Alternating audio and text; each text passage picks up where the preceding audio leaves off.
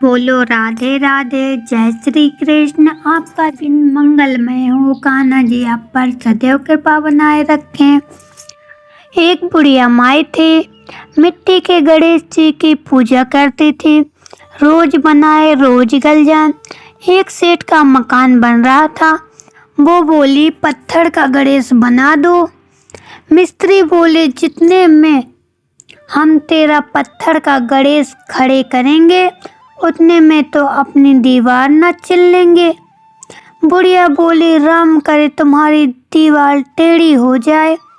अब उसकी दीवार टेढ़ी हो गई। वो चिने और ढा देवे, चिने और ढा देवे।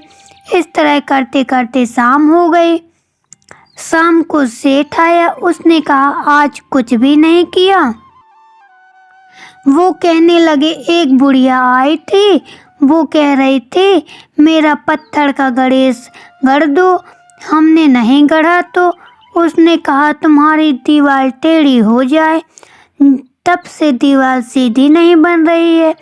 बनाते हैं और ढाल देते हैं। सेठ ने बुढ़िया बुलवाई। सेठ ने कहा हम तेरा सोने का गणेश गढ़ देंगे, हमारी दीवार सीधी कर दो।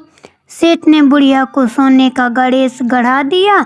सेठ की दीवार से बोलो गणेश जी की जय, बोलो बूढ़ी माई की जय। कार्तिक मास का 25 अध्याय। चलो आज हम आपको कथा सुनाते हैं।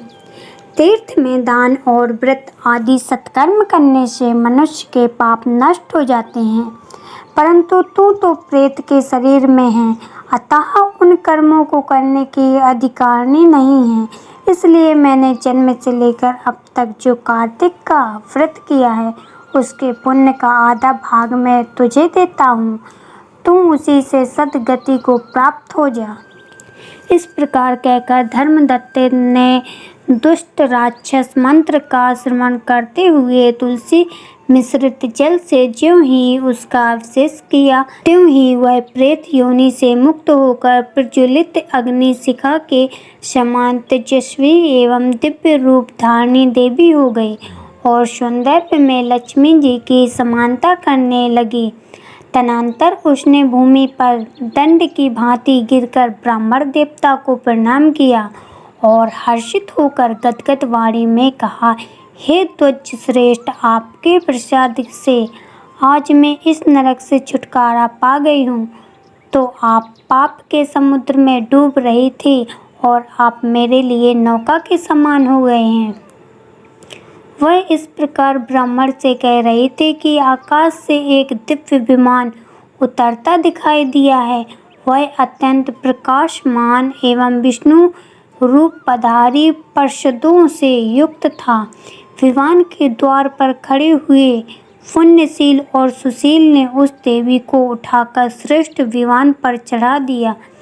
तब धर्मदत्त ने बड़े आश्चर्य के साथ उस विमान को देखा और विष्णु रूपधारी पार्षदों को देखकर संघष्ट प्रणाम किया।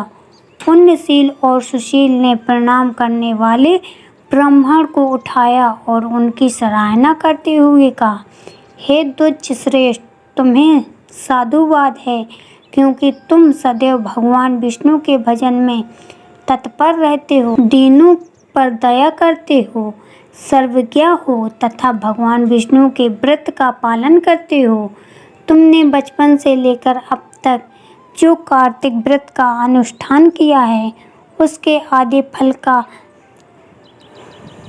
आधे भाग का दान देने से तुम्हें दूना पुण्य प्राप्त हुआ है और सैकड़ों जन्मों के पाप नष्ट हो गए हैं।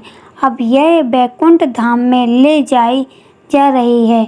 तुम भी इस जन्म के अंत में अपनी दोनों स्त्रियों के साथ भगवान विष्णु के वैकुंठ धाम में जाओगे और मुक्ति प्राप्त करो। धर्मदत्त, जिन्होंने तुम्हारे सम्मान भक्ति पूर्वक भगवान विष्णु की आराधना की है, वे धन्य और कृतज्ञ हैं। इस संसार में उन्हीं का जन्म सफल है। भली भांति आराधना करने पर भगवान विष्णु देहधारी प्राणियों को क्या नहीं देते हैं। जिन्होंने ही उत्पाद के पुत्र को पूर्व काल में ध्रुव पद पर स्थापित किया था, उनके नामों का स्मरण करने मात्र से समस्त जीव सतगति को प्राप्त होते हैं। पूर्व काल में ग्रहग्रस्त गजराज उन्हीं के नामों का स्मरण करने से मुक्त हुआ था।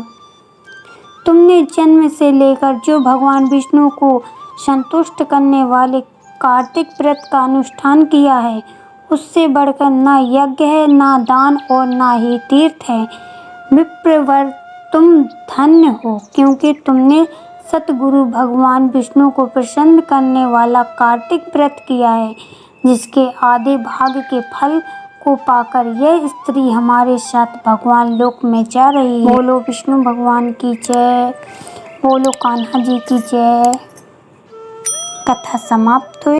वीडियो अच्छी लगी हो तो एक लाइक शेयर सब्सक्राइब जरूर करना। Bye bye, thanks for watching. अगली वीडियो में फिर मिलते हैं।